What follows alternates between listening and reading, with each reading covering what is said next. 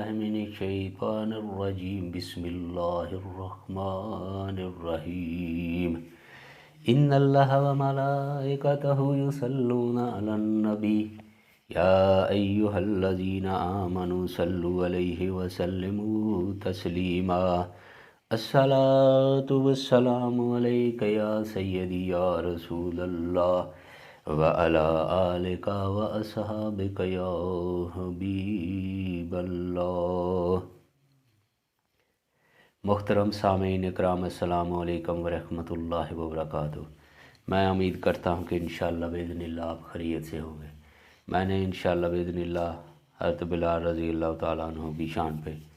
آپ کے موضوع پہ کچھ بات کرنے کی سعادت حاصل کی ہوئی ہے۔ انشاءاللہ اللہ مجھے نبی پاک صلی اللہ علیہ وسلم کے اس غلام کی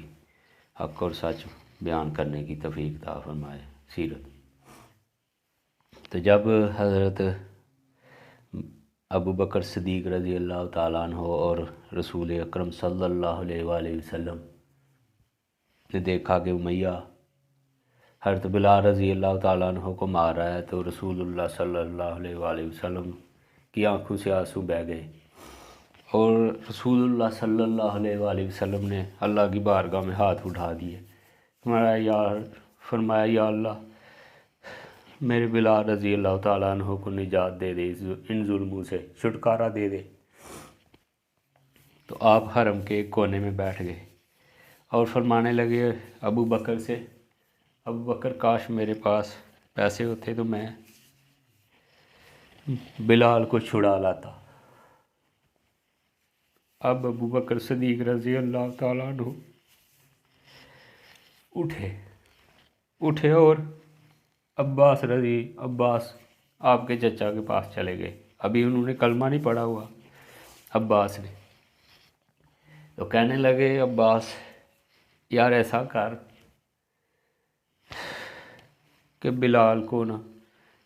خریدنا ہے، اس سے چھٹکارا دلانا ہے، اور میں جاؤں گا نا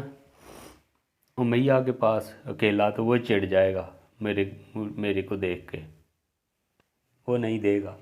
تو میرے ساتھ چلنا ذرا، میں بھی تیرے ساتھ چلتا ہوں۔ حضرت عباس نکلے اور گئے اور جا کے امیہ سے بات کی۔ امیہ بلال کو خریدنا چاہتے ہیں ابو بکر صدیق رضی اللہ تعالیٰ عنہ، تو وہ ابو بکر صدیق کو دیکھ کے چڑ گیا، کہنے لگا بلال کو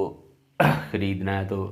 میں نے بلال کو 50 دینار میں خریدا ہوا ہے، تو میں منافع سے دوں گا، میں اس کا منافع لوں گا۔ تو حضرت عباس فرمانے لگے بتاؤ کیا لوگے؟ تو امیہ کہنے لگا میں تو 2000 درہم لوں گا، 2000 دینار لوں گا، اور کہنے لگا جو اس کے پاس رومی غلام ہے نا وہ، اور اس کے ساتھ جو 2 لونڈیاں ہیں وہ بھی لوں گا۔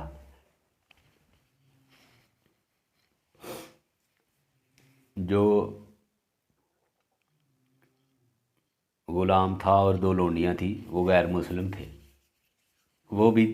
ساتھ لوں گا، اور 2000 دینار بھی لوں گا۔ سودا طے ہو گیا۔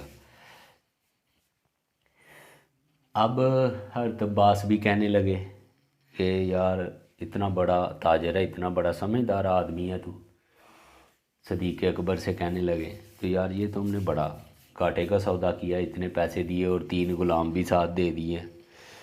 تو آپ فرمانے لگے عباس سے کہ آپ نے ابھی تک کلمہ نہیں پڑھا ہوا ہے، آپ کے اندر جو ایمان کی شمع ہے نا وہ نہیں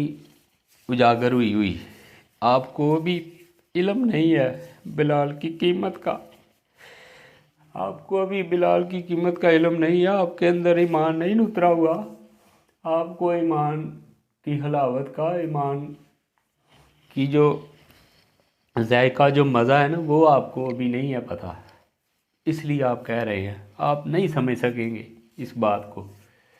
تو امیہ بھی کہنے لگا کہ ابو بکر بہت گھاٹے کا سودا کیا ہے تم نے، اتنا گھاٹے کا سودا کیا ہے تم نے، اتنا تو بھی بہت بڑا تاجر ہے، بہت بڑا سمجھدار آدمی ہے، کاروباری آدمی ہے، اور یہ بہت بڑے گھاٹے کا سودا کیا ہے بلال کو تم نے خریدنے کا، تین غلام بھی دے دیے اور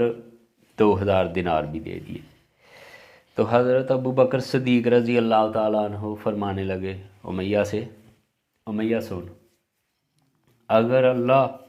نے مجھے یمن کی حکمرانی دی ہوتی نا تو آج اگر تو یمن کی حکمرانی بھی مجھ سے مانگتا نا کہ یہ مجھے دے دو اور بلال پھر دوں گا، تو اللہ کی عزت کی قسم ہے آج میں بلال کی خاطر یہ یمن کی حکمرانی بھی تجھے دے دیتا اور بلال کو ضرور خرید کے تجھ سے لے جاتا۔ تو حضرت بلال رضی اللہ تعالیٰ عنہ کے پاس جب ابو بکر صدیق رضی اللہ تعالیٰ عنہ لینے کے لیے گئے نا، تو آگے امیہ نے کیا کیا ہوا تھا؟ حضرت بلال رضی اللہ تعالیٰ عنہ جس طرح آدمی سجدے میں جاتا ہے نا، اس طرح گئے ہوئے تھے، اور اوپر چکیوں کے پاٹ جن کو ہم کہتے ہیں پنجابی چکیاں دے پوڑ، چکیوں کے پاٹ جو ہے نا وہ 4 اوپر رکھے ہوئے تھے حضرت بلال رضی اللہ تعالیٰ عنہ کے۔ تو بلال رضی اللہ تعالیٰ عنہ نیچے سے آپ سوچیں جن کے اوپر 4 باری پتھر رکھے ہوئے ہوں اس کا کیا حال ہوگا، سجدے کی حالت میں تھے۔ تو وہ جو پتھر تھے نا چکیوں کے پاٹ جو پوڑ تھے چکیوں کے، وہ بلال رضی اللہ تعالیٰ عنہ کی کنڈ پہ سارے انہوں نے چھیل دی ہوئی تھی، زخم بن چکے تھے۔ تو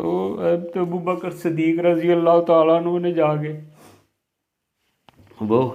پاٹ جو ہے نا وہ اتارے، اور اب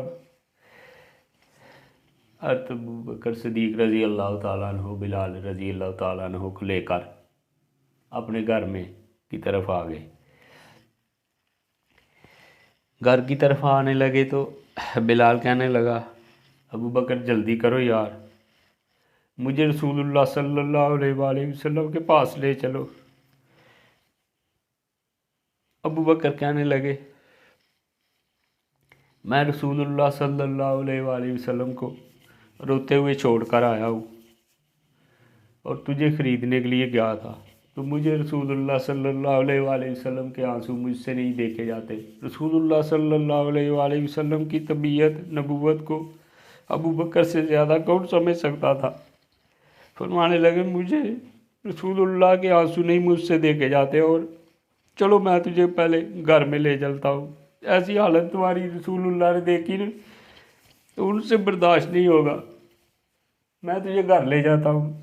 تمہیں تیار کر کے پھر لے کے جاؤں گا رسول اللہ صلی اللہ علیہ وآلہ وسلم کی بارگاہ میں۔ اب ابو بکر صدیق رضی اللہ تعالیٰ عنہ بلال کو گھر میں لے گئے، آپ کو کنگھی کی، آپ کے جو میلے کپڑے تھے وہ اتارے، سر کے اوپر جو پگڑی باندھی، جو زخم ہوئے تھے ان کو دھویا، صاف کیا، پانی سے گرم پانی سے دھو کر صاف کیا، اور زخموں کے اوپر حضرت بلال رضی اللہ تعالیٰ عنہ کے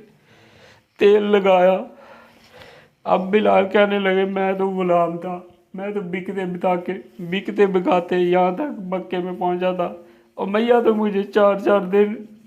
کھانا بھی نہیں دیتا تھا، اور ابو بکر میری اتنی خدمت کر رہے ہیں آپ۔ اور فرمانے لگے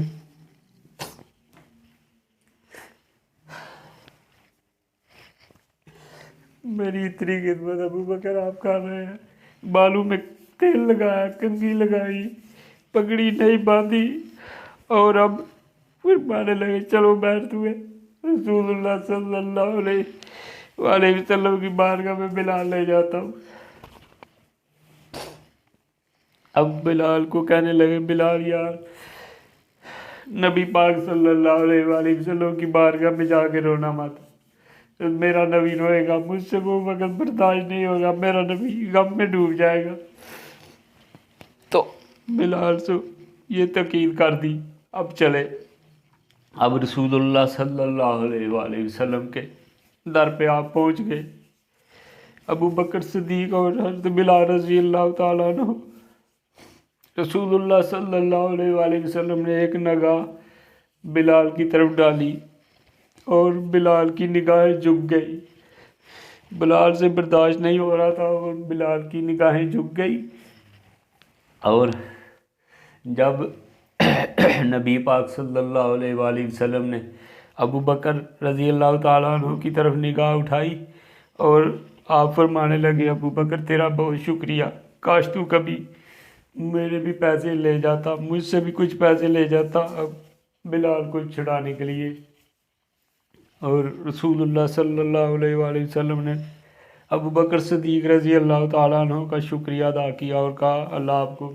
جزا دے. تو آگے سے ابو بکر صدیق رضی اللہ تعالیٰ عنہ کی آہیں نکل گئی.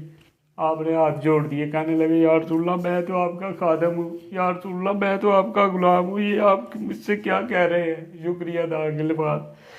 تو بلال رضی اللہ ابو بکر صدیق رضی اللہ تعالیٰ عنہ کی آنکھوں سے بے ساختہ آنسو نکل پڑے. آپ بہت رونے لگے کہ یا رسول اللہ آپ نے مجھ سے شکریہ ادا کے لفظ کیوں کہے ہیں، میں تو خادم ہوں آپ کا یا رسول اللہ، یہ جو سب کچھ ہے میرا گھر کا مال میری اولاد یا رسول اللہ یہ سب کچھ آپ کا ہی تو ہے. بلال کو میں لے آیا ہوں یا رسول اللہ، یہ سب کچھ آپ کا ہے یا رسول اللہ، آپ مجھ سے کیوں ایسے کہہ رہے ہیں، میں تو آپ کا خادم ہوں یا رسول اللہ، میں تو آپ کا غلام ہوں. تو اب بلال بھی رونے لگے، بلال بھی بڑا روئے. اب رسول اللہ صلی اللہ علیہ وآلہ وسلم نے بلال رضی اللہ تعالیٰ عنہ کو سینے سے لگا لیا. ارے یار آج کل لوگ تمام صحابہ نبی پاک صلی اللہ علیہ وآلہ وسلم کے ساتھ ملنے کے لیے آپ کے ساتھ آپ کے سینے کے لیے لگنے کے لیے ترسیں، اور میرے نبی نے بلال کو پکڑ کے اپنے ساتھ اپنے سینے میں کے ساتھ لگا لیا اور بڑا پیار، بڑا لاڈ، بڑی محبت کی بلال رضی اللہ تعالیٰ عنہ سے. اب رسول اللہ صلی اللہ علیہ وآلہ وسلم نے اماں عائشہ صدیق، اماں عائشہ ختیجہ، اماں ختیجۃ الکبریٰ کو آواز دی، ختیجہ گھر میں کچھ کھانے کے لیے ہے. تو آگے سے اماں ختیجہ رضی اللہ تعالیٰ عنہ فرمانے لگی اور ہے کچھ کھانے کے لیے ہے، کھجوریں ہیں میں لے کے آ رہی ہوں. تب ابھی پردے کا حکم نہیں ہوا تھا اسلام میں. تو اماں ختیجۃ الکبریٰ کھجوریں لے کے آ گئی،